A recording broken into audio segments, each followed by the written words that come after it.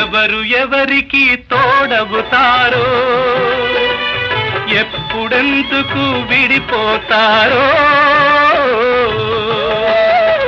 మమతను కాదని వెళతారు, మనసే చాలని ఉంటారు. ఎవ్వరి పయనం ఎందాకో